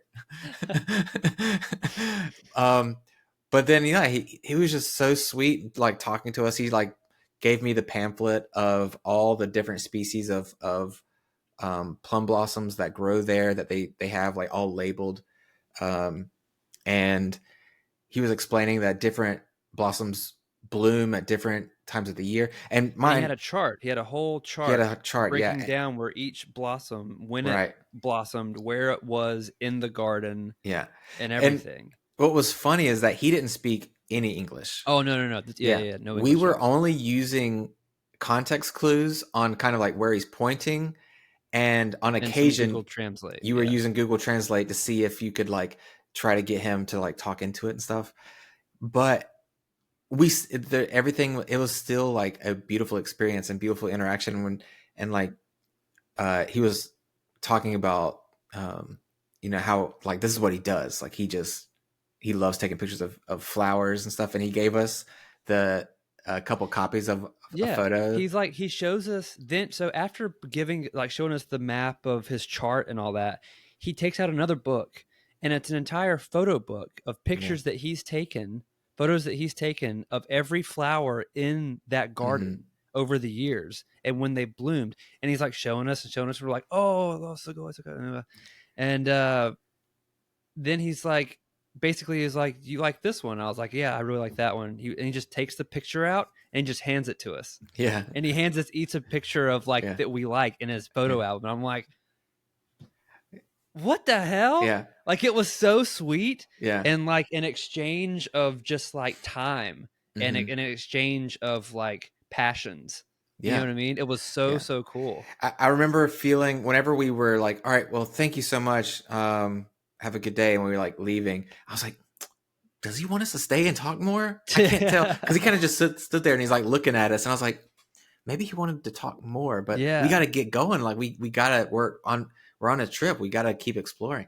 Yeah. But I just thought that was so sweet. And I think talking about the dynamics between Osaka and Kyoto, in that like what I experienced, what I realized is the elderly of Japan, from our experience there, were the most kind, sweetest people we had the most interactions with the elderly. Like the most conversations we had were with the elderly, the most like kind, sweet moments were with the elderly. Which is not what I expected. I expected No, them I to thought they would be be. very closed off and the Yeah, most harsh of right, if we had an interaction like that, and that just right. wasn't the case. It wasn't. And then, in Kyoto, it was that like boomer age, that, Mm-hmm. Mid 40s to mid 50s area, that it Yeah. seemed like we had the most um Resistance. yeah, yeah. Yeah. Hostility. Yeah, I I remember wanted to that make one sure lady. I remember that one lady when we were on the bus, dude, and yeah. she was like if I'm looking at her profile and she's doing this number, she's literally just, Mhm. and I mean like death glares, Yeah. dude. And I was like, God, what? Yeah. I remember we Damn. went to that round 1 in Kyoto, and we were trying to remember how to say the number 7. And we were like, Shichi, which is 7 and something. I don't care what anyone Yeah, says. yeah, yeah. It's 7 It's a way somewhere, to say 7. Yeah. somewhere. I don't know the use for it, but I've taken Duolingo. They say Shichi. And there's that girl in the elevator with us, and you're like, is 7 Shichi? She's like, Nana. Oh yeah. She's like, I was like, she Not didn't in the like you. mood. I was like, she didn't Yeah. like you. You're like, I didn't want you to bring that up. Yeah. Yeah. But so that was day 1 of Kyoto. Yeah. Yeah. Then we did a bamboo forest. A little day bit. 2. Yeah. So day 2, we went to the bamboo forest, which was very different because it was like a 45-minute drive outside Mm-hmm. of Kyoto. And the actual area is a very small town. It's very rural. And that was like a pretty big, especially as we were leaving, like there were a lot of tourists there, but it seemed like it was definitely still less people than that main strip, but the whole vibe was like what I expected out of like a rural countryside Mm-hmm. Japan, like very sweet, unassuming, and like kind of like honestly like kind of welcoming. Like they Yeah. were, I never experienced any hostility there. I remember Mm-mm. like the matcha place where we got the little matchas, and then like the little train ladies who were the Mm-hmm. little train officers there was like so nice. Yeah, and I think it was really early on in that second day that you and I were like, okay, this is what we were Yeah, hoping I was for. like, Yeah. okay, so maybe I was wrong about Kyoto. And then Yeah. when we went to the Ava statue. I guess on the way back from that, yeah, because that's where we were getting our taxi. We got lost trying to go to a drugstore or something, and Jeff had an interaction because he was walking up ahead. He had an interaction with a little lady, another little lady who like literally took his phone from him and was like showing him where he needed to go. Oh, she just like took him, didn't she? He like Or no, followed yeah, her. she literally walked him there. Yeah, Yeah. that's right, that's right. That happens a lot. And it was like this is like a night and day Yeah. experience of Because day 1 and day 2. the same happened to you whenever you were trying to find the stamp book. That employee just like, she was like, just follow me, and like took you Yeah, right to it. yeah. Oh, yeah, Yeah. man. That's like, So I love that they do that. That yeah, happens a lot, where they're just like, I don't know how to explain it to you. Just follow me and I'll take you right to yeah, it. yeah. Yeah, like it's not an inconvenience No. to go out of like to take a part of my day and show you something. Right. Yeah. Like it's again Yeah. very un-American. Yeah. uh, Yeah. We so what I liked on the bamboo forest, we did the bamboo forest, which was cool, but it's only bamboo. yeah, It's only bamboo, which is, you don't see stuff like that. it is really cool, and like Yeah. as the sun's coming through it, it looks really dope. Right. And it's really photogenic. Yeah. But And then, at the end, it comes around and it opens up to the gardens, and we yeah, did the garden walk, and which the is by the cliff. river. Yeah, And that river with those boats and stuff was so beautiful. That's where y'all sat one way, and I was like, I just kind of want to go off on my own for a second. So I just kind of walked off, and the sun was coming down, so it was nice and toasty right there. And it was, it was cold, so that sun was like nice and warm. yeah. And I remember going over on my own, and it was that couple. It was that Asian girl and that British guy that we kept running into everywhere we went. Okay. That couple, they were like young and really sweet, really kind. But they asked me to take their picture for them, and I took some pictures of them, and then we just kept running into them everywhere we went. Oh, but, the tall guy. yeah, tall guy. Yeah. Both very, very cute, very Yeah. pretty couple. But it was funny. But yeah, I went off. I took a picture for them, and then sat and I took a bunch of photos of that boat that I saw, and I just sat there in that sun for a minute. That was really nice. Just kind of like soaking it in, Yeah. That was really cool. And then the next day was the Thousand Torii Gate Temple. Yeah, but so we went to the Evangelion Museum, which is weird. Like that whole place was odd. It It was was not at all weird what I was because expecting. the Ava thing wasn't its own thing. Like the Gundam Land Right. or the Gundam statue that we went to when we went back to Tokyo, Mm-hmm. that's its own thing. Yeah. Like it's you know what The I mean? Gundam Like base. it's in a mall, but it's outside of a mall, but it's its own. You can tell it's its own attraction. Yeah. The Ava thing was inside. Well, Japan History Museum or Japan History No, Theme no, Park or it's something. like was it Toyo or Tomei? It was a big Japanese production company. Yeah. And they own, it's like a Universal's theme park Yeah. basically, but of a Japanese brand, Yeah. and it's inside that. Mm-hmm. It was strange. Like it Yeah. was It getting there was was weird. Like you had to yeah. go around this whole Around thing the whole park. Yeah. and then go through the park to get to it. Yeah. It was kind of weird. Yeah, it was weird. And I think it was funny because it's so the whole theme park was odd. Like it's built kind of like a studio, with like these little buildings look that make it look like Edo period. Mm-hmm. And then there's like ninjas over here. Then you look over and there's like a pond with the dinosaur coming out of it. And you're like, oh, Yeah. And that's like, weird. what? And then across the way, you see this huge Ava. Yeah, and You this see the Ava Ava statue. 1, and you're like, what the fuck? Yeah. Really strange. And then so we did the Ava thing, which was cool, It was cool. I was Yeah. a little underwhelmed. I mean, I was happy about it, but Right. it did start to snow though while we That's were what I was at about to there. say. That's and then when I was like, that's fucking cool. Yeah, that's when the Kyoto snow. So we got the Ava in the snow, which added another element of coolness. Yeah. And then the next morning, we're supposed to, I was like, so we might get a little snow between this time and this time at tomorrow. So I think it would be cool to do Inari Temple tomorrow and get a little bit of the snow. Yeah. And then we wake up and it's just like, I mean, so it was much like snow. 5 inches. Yeah. It was so much snow. Yeah. I was like, holy shit. And Yeah, it just it kept was- snowing. Like the whole, Yeah. it was crazy. Yeah, we saw the forecast and it was like 7 to 8 you'll get some snow. Yeah. And it snowed the entire time we were in Kyoto from the moment we visited the Ava to the time we left. Well, the only time that it quit, remember, was like while we were on the mountain, it quit for a few hours, but the wind was blowing so much that when the sun came out, the snow was falling from all the trees, Right. so it was still like it was snowing on us. It was crazy. Yeah, so the Inari Temple trip day, I think it's definitely my biggest moment. Impactful moment. Yeah. Right. I mean, that's that day is probably going to be one of my strongest core memories for the rest of my life. Mm-hmm. And it starts off, the entrance is extremely populated. Yeah. So we had so many people there, even in the snow, even with like that. In like not peak season. Right. Like we're talking the beginning of February. So not February season.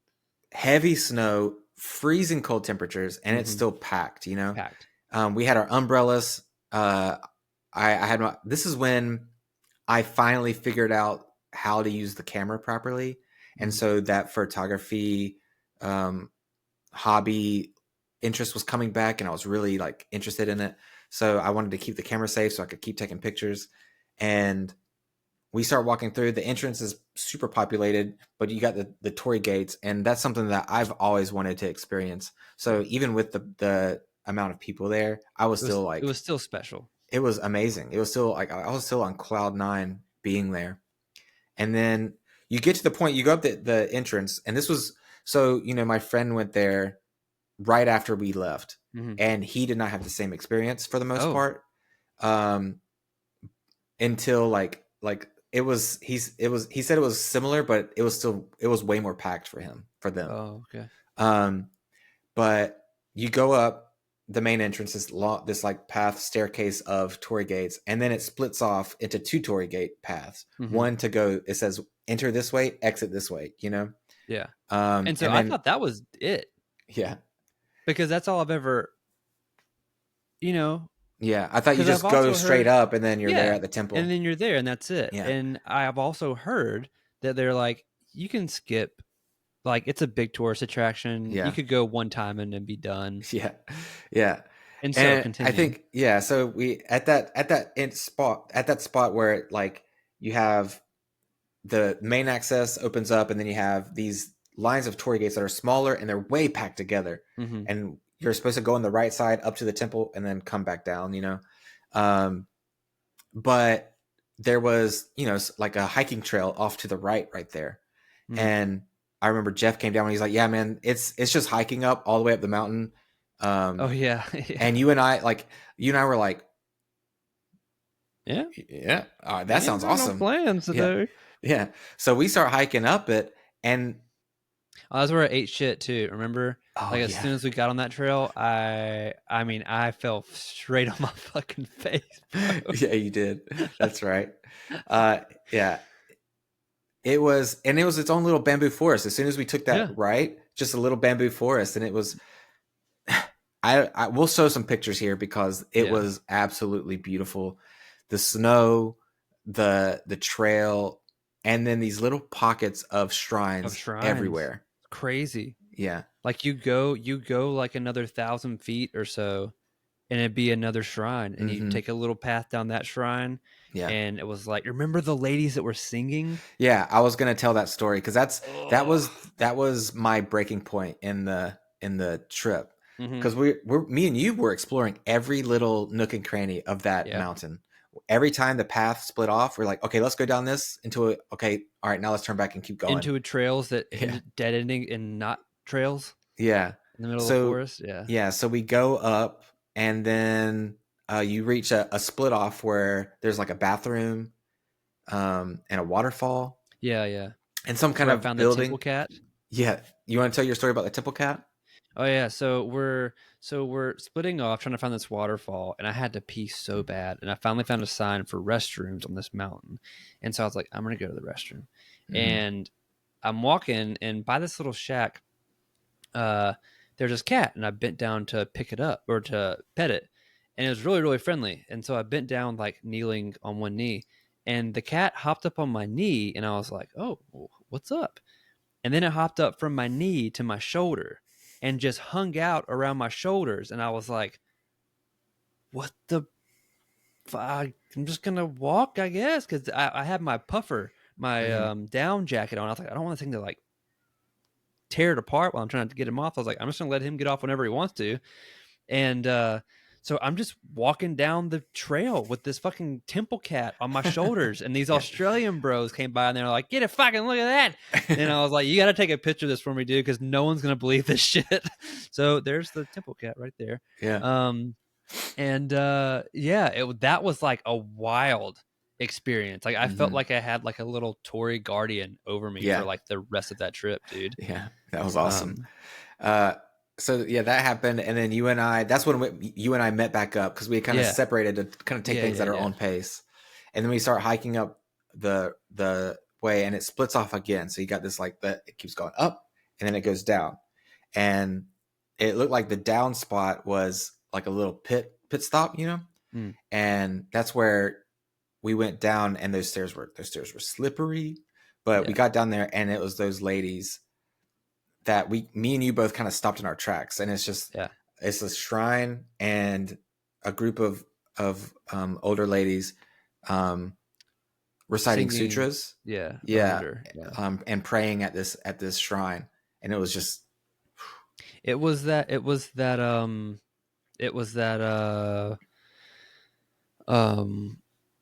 Walter Mitty moment, mm-hmm, the sometimes I my favorite moments I don't even take the picture. right, Those are just for me. Like yeah, that's what that's what that was. yeah, yeah. We Like just kind of stood that there will for a moment, forever like be in like burned into my memory right, of like those ladies singing their sutras in the snow right, with the graves and the Tories all around it, like mm-hmm.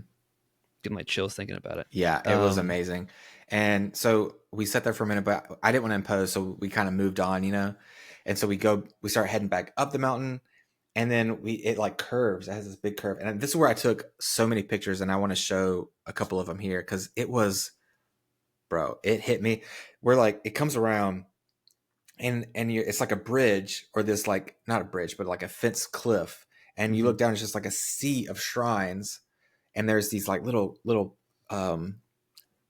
candle boxes with like lit candles here and there, and then all the shrines are like covered in like a blanket of snow. Then you got these big torii gates up on the hill, and then the sun's hitting the torii gates, and then the shrines all like dark from the shadows, and you got these like candles lit. It was unreal. I was like, this is not real. Like, this is a dream. It was so incredible. I'm telling you, it was so trippy when it quit snowing and the sun was shining through the trees and the tories, but it was still snowing from the trees, and the snow was still falling down through the sun. That was the trippiest shit. Yeah. Like it was so magical. It was like a movie. It was insane. So magical. And then on the left side, I didn't take that many pictures of it. I don't know why. I think I was just like in shock of what I was seeing. But there on the side, there was this like tree that was like twisted. It was like a twisted tree, like a coiled up tree that went up, and it was like blocked off with like these like talismans. It was wild. And then we go around that corner, and it was just another pocket of shrines. And I'm up there. The snow started falling again right there. And so I have my umbrella out, and I'm taking photos.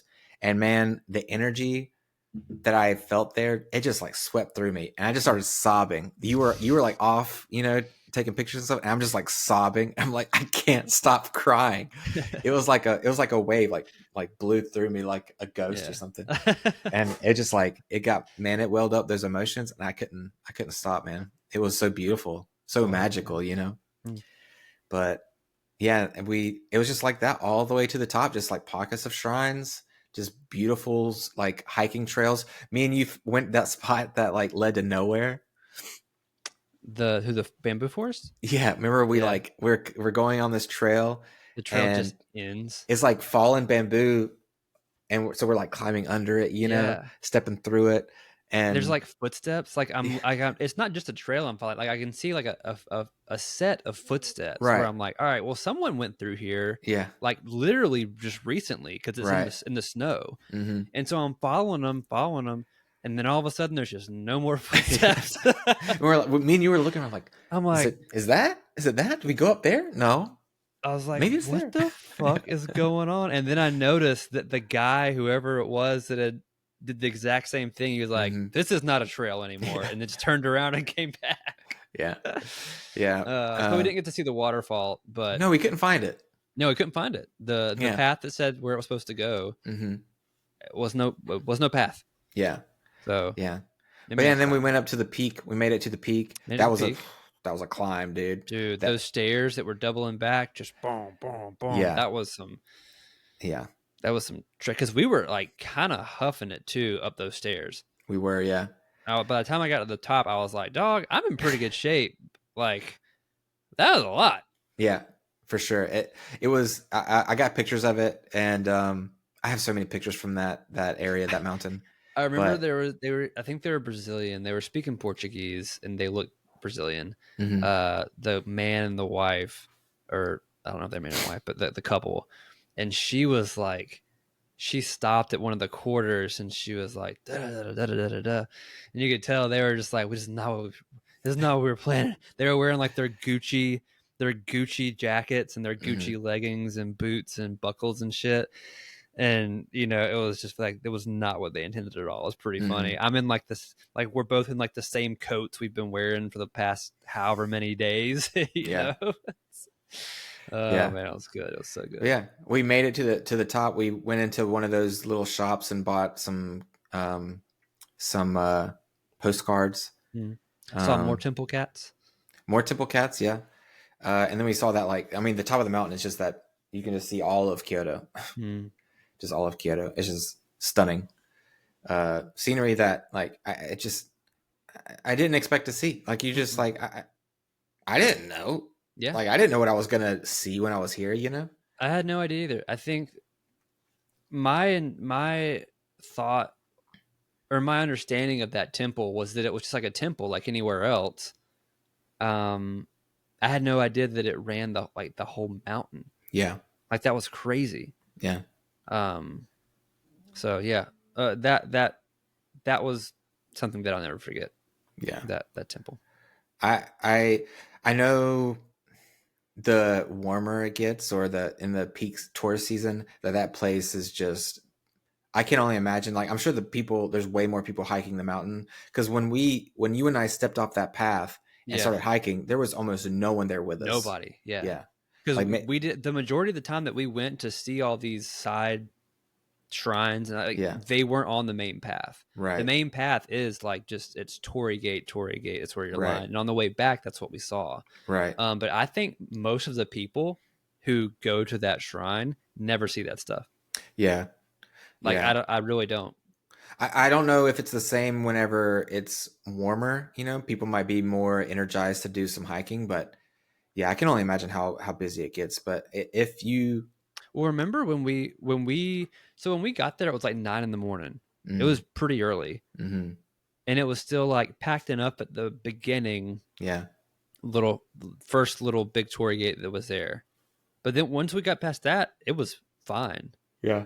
Until when we came back down the mountain, it was like almost 2, I think, and then it was just like boom, like the amount of people that there was crazy, like what I expected it to look like, honestly. And that was in the middle of February, early part of February, so I can only imagine what it would have been literally 3 weeks later in the middle of sakura season, or a little bit later in April. Yeah, I still, I can't help but to still recommend visiting. I know those high tourist seasons, like, I'm sure it'll be tough, but you got to see it, and especially like just hike the trails, hike the mountain, go like get off the main path and just go hiking. Yeah. And then while we were, I don't know if it was that night or if it was the night before, we went to a live house. That was the night after, or the night of. That was the night before, after Ava. We did that because we met up with my friend Akari. That was the first night we were there. We did that the first night? Yeah, we met with Akari the first night. Did we do the Ava the first night? That was the second day. Oh, okay. Wow. But one of those days, it was snowing. Yeah. Then I guess it was first night.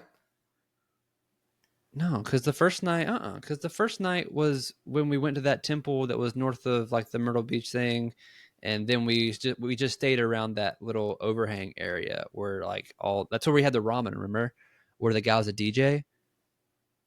Oh yeah, yeah. We walked in that place and like J. Cole was playing. Yeah. And so it was night 2 because it was after Ava, and we were like, oh, it's in the same spot. It's just right around that. Okay. Yeah. So it was like, okay, so night 2 then. Maybe. It doesn't matter. It doesn't matter. Well, we went to this live house and saw this dope.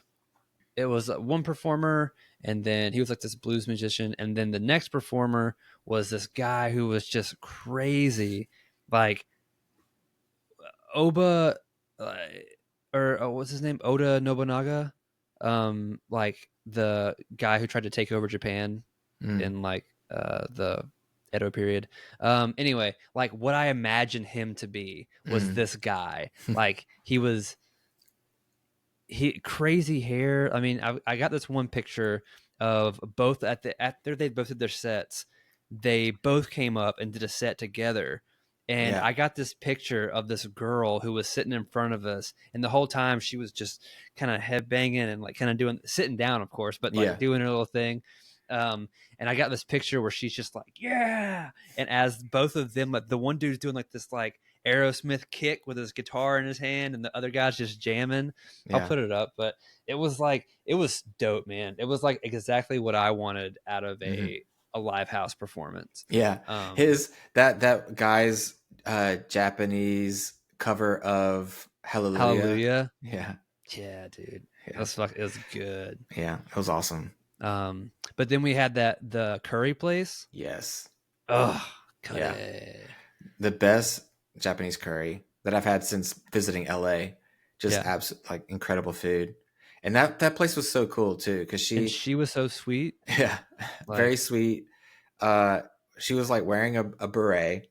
There was like a dream catcher on the wall, a picture of a naked lady there playing was like salsa music. salsa music playing. There was a couple of like you'd see in like a Mexican restaurant with like the Colombian scenes from the 60s with like the old cars and like Mm, people walking the streets. There was like those kind of pictures on the wall. It was just so it was everywhere.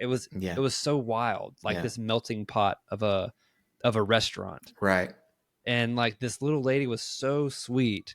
And it was cheap as shit too. I have a picture I think on my phone still of the bill that night. I think Yeah, it was like 3,000 yen for all of us, yeah, and we had so much food. right. Um, but yeah, and then it was just snowing, and we were just walking around, and Yeah, it was just magical. It was so I nice. know. Yeah, that place was cool. That's where we got the t-shirts for that. I thought I was gonna wear it, um, Hmm. but I couldn't find it. I That would have like been had, cute because I was gonna wear mine too, and then I yeah. decided not to. But yeah, it was so dope. I channeled my inner Saul Liker that night. That was Mm, like where I felt the most Saul Liker flowing through me mm-hmm, like all night. There were because the windows were all fogged up from the bus and like the snow was falling and like that was where I got that picture of the guy in the cab where mm-hmm, he's like filling out his form, his daily form or whatever he mm-hmm. was doing. Oh man, it was so sick. It was so beautiful. Yeah, All of it. yeah. We Um, one that what was that area called? I don't know what that area was called in, Yotobashi line was maybe. where, or no, it was. Hold on, I'll tell you right That now. was a nice little area though. It was that was where we went to round one. Again.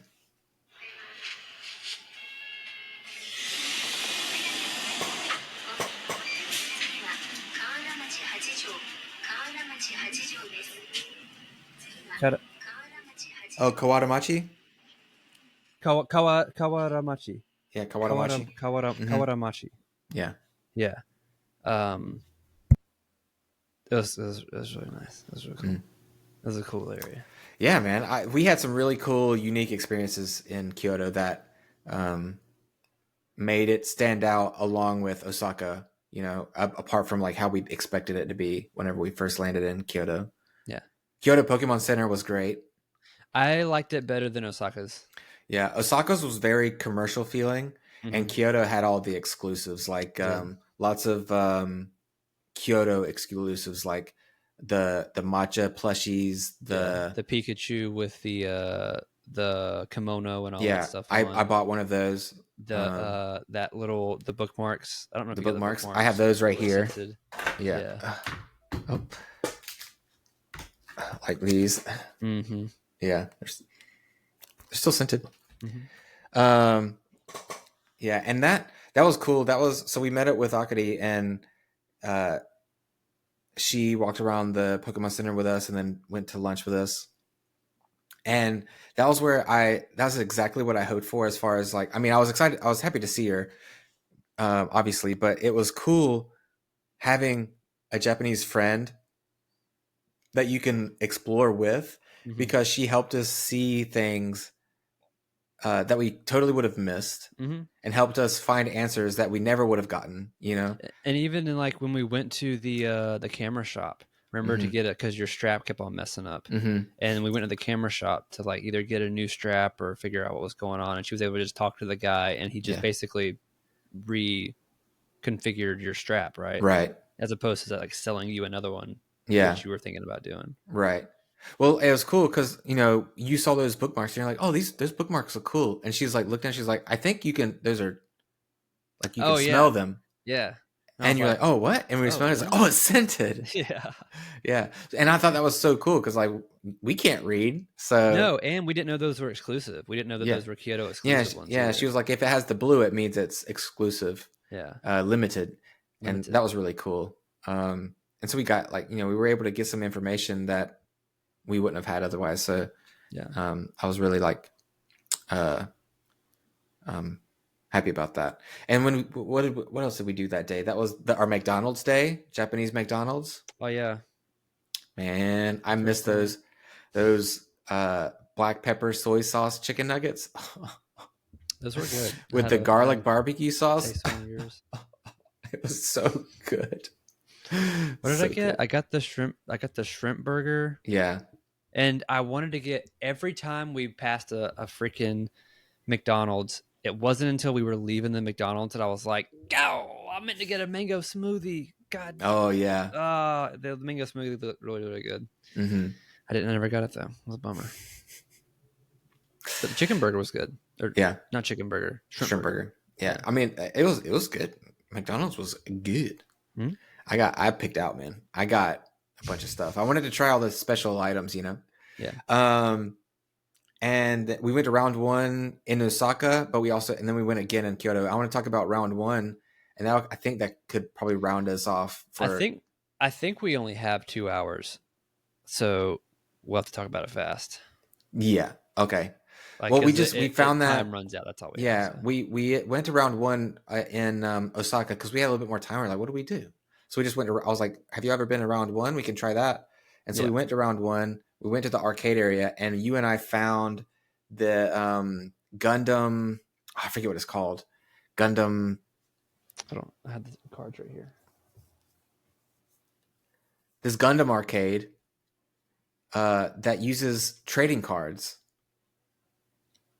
It doesn't say the name of it. It starts with an A. It's like I don't remember. I have pictures of it.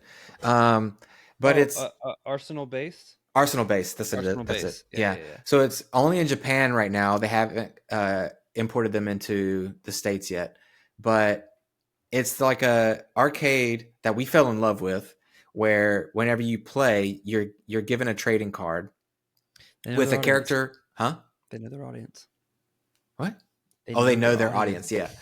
And then you place them on this board. You can have 5 pilots and 5 Gundams or mechas. I don't know if they're not all Gundams, but 5 mechas that they all pilot.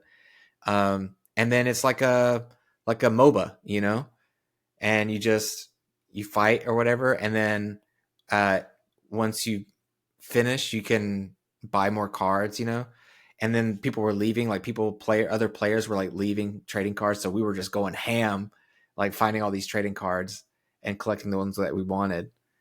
But we fell in love with that. We went to round one, 3 times while we were in Japan? Yeah. To play that game. Yeah. It was really fun. Yeah, it was really fun.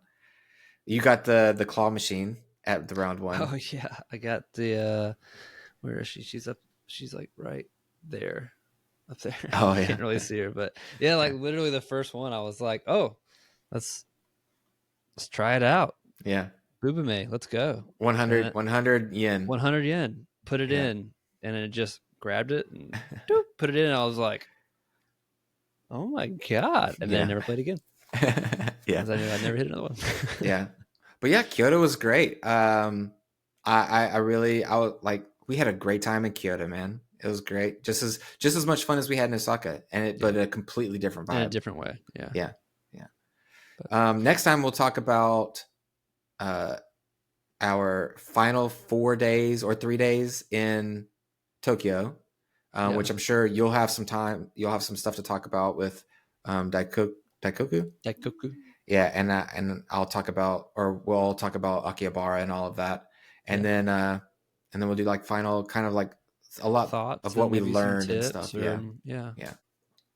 Well, thanks for tuning in. If you're watching on YouTube, hope you enjoyed. We had some pictures. If you're listening, if you want to see some photos, I think we're going to also try to clip and put some clips on TikTok, and we'll show some photos shorts there too. Yeah.